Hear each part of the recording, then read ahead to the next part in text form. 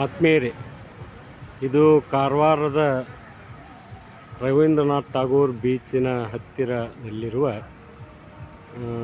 ವಸ್ತು ಸಂಗ್ರಹಾಲಯ ಮತ್ತು ಉದ್ಯಾನವನ.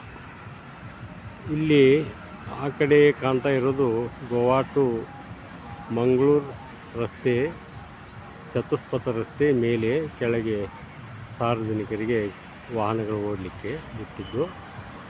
ಈ ಸುಂದರವಾದ ಉದ್ಯಾನವನದಲ್ಲಿ ಬಗೆ ಬಗೆಯ ಹೂ ಗಿಡಗಳು ಹಾಗೂ ವಿವಿಧ ಸಸ್ಯಗಳ ಮರಗಳು ಬಹಳ ಉತ್ತಮವಾಗಿ, ಆಕರ್ಷಕವಾಗಿ, ಅಂದವಾಗಿ, ಚಂದವಾಗಿ ಕಾಣುತ್ತಿದೆ.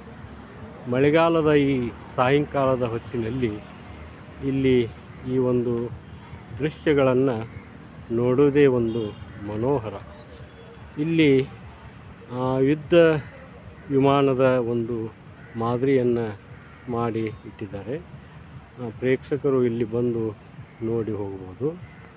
ಅದರ ಹಿಂದೆ ಆ ಕಡೆ ಅರಬ್ಬಿ ಸಮುದ್ರ ಇದೆ, ಅದು ಮರೆಯಾಗಿದೆ, ಕಾಣುವುದಿಲ್ಲ. ಇಲ್ಲಿ ಆ ಒಂದು ವಿಮಾನದ ನಂತರ ಸಣ್ಣದಿದು, ಅದರಲ್ಲಿ ನಂತರ ಇಲ್ಲಿ ಕಾಣ್ತಾ ಇರೋದು ಯುದ್ಧ ನೌಕೆ ಬಹಳ ಅದ್ಭುತವಾಗಿ ಮಾಡಿದ್ದಾರೆ. ಇದು ನೋಡಲಿಕ್ಕೆ ಬಹಳ ರಮ್ಯ ಮತ್ತು ಮನೋಹರ.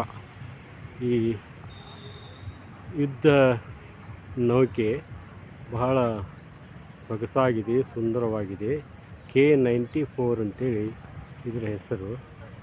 ಪೂರ್ಣ ಒಂದು ಈ ಚಿತ್ರವನ್ನು ನಾವು ಇಲ್ಲಿಂದ ನೋಡ್ಬೋದು.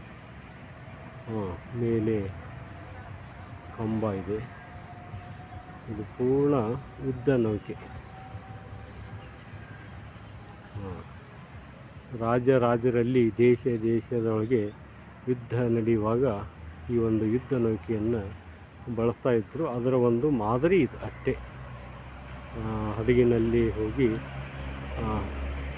ಬೇರೆ ದೇಶದವರ ಜೊತೆ ಯುದ್ಧ ಮಾಡಲು ಬಳಸುತ್ತಂಥ ಒಂದು ಯುದ್ಧ ನೌಕೆ.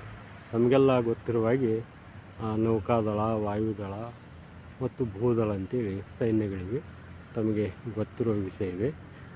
ನೋಡಿ, ಮತ್ತೆ ಇಲ್ಲಿ ಸುಂದರವಾದ ಒಂದು ಆಕರ್ಷಕ ಉದ್ಯಾನವನ, ವಿವಿಧ ಬಗೆಯ ಸಸ್ಯಗಳು ಮತ್ತು ಮರ ಗಿಡಗಳು, ಹೂವಿನ ಗಿಡಗಳು ಭಾಳ ಆಕರ್ಷಕ ಮತ್ತು ಸುಂದರ, ರಮ್ಯ, ಮನೋಹರ.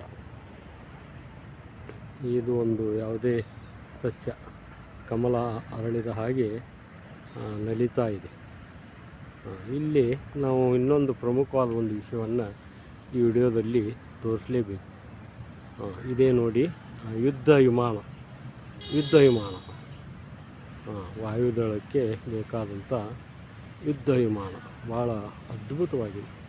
ಈ ದೃಶ್ಯವನ್ನು ನಾವು ಇಲ್ಲಿ ನೋಡೋದು ಬಹಳ ವಿಶೇಷತೆ ಮತ್ತು ಅದ್ಭುತ, ರಮ್ಯ, ಮನೋಹರ. ಯುದ್ಧ ವಿಮಾನ 3 ರೆಕ್ಕೆಗಳು, ಫ್ಯಾನುಗಳಿವೆ. ಹಾಗೆ ಇದನ್ನು ನಾವು ಪೂರ್ಣ ದೃಶ್ಯವನ್ನು ಹಿಡಿದಿಡಲೇಬೇಕು.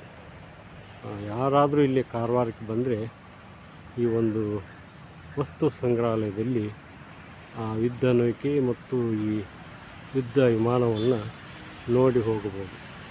ಸುಂದರವಾದ, ಆಕರ್ಷಕವಾದ ಈ ಉದ್ಯಾನವನದಲ್ಲಿ ಈ ಯುದ್ಧ ವಿಮಾನವನ್ನು ಮಾದರಿಯಾಗಿ ಮಾಡಿಟ್ಟಿದ್ದಾರೆ. ನೋಡಿ, ಈಗ ಚಿಕ್ಕದು ಮಾಡಿ ತೋರಿಸೋಣ. ಹಾಗೆ ಬಹಳ ರಮ್ಯ, ಮನೋಹರ.